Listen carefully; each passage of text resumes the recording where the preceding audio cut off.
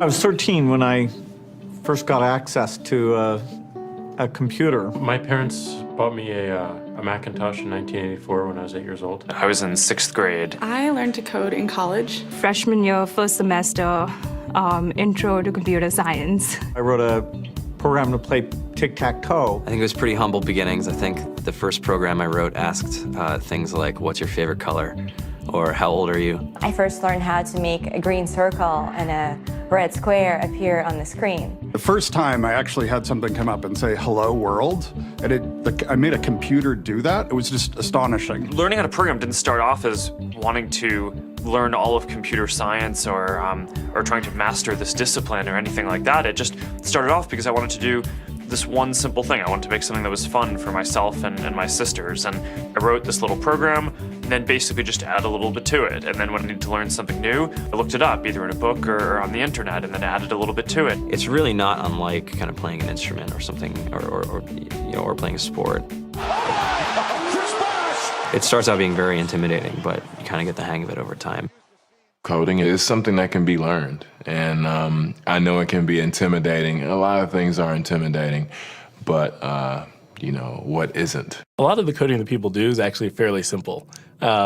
It's more about the process of breaking down problems than sort of coming up with complicated algorithms as people traditionally think about it.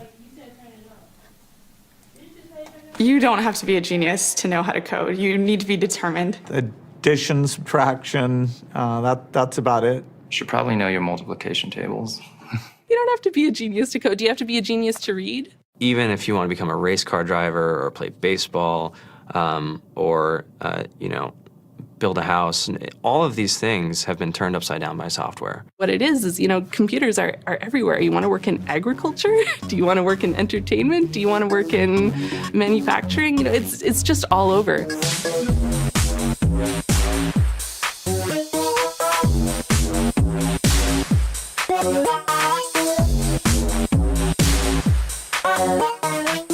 Here we are, 2013.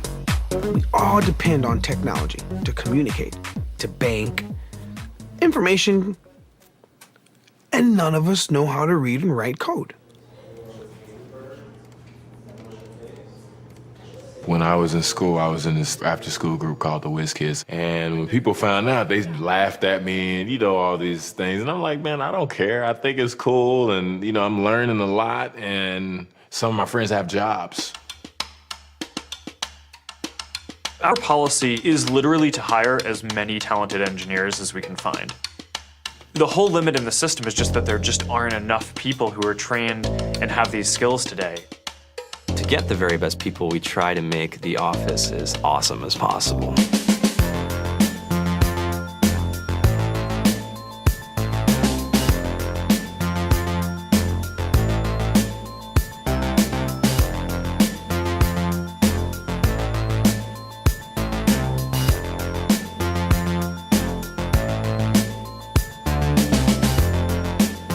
We have a fantastic chef, Free food, breakfast, lunch, and dinner. free laundry, snacks, even places to play and video games and scooters. There's all these kind of interesting things around the office and places where people can play or relax or go to think or play music or be creative. Whether you're trying to make a lot of money or whether you just want to change the world, computer programming is an incredibly empowering skill to learn. I think if someone had told me that software is really about humanity, that it's really about helping people by using computer technology, it would have changed my outlook a lot earlier. To be able to actually come up with an idea and then see it in your hands and then be able to press a button and have it be in millions of people's hands. I think we're the first generation in the world that's really ever had that kind of experience.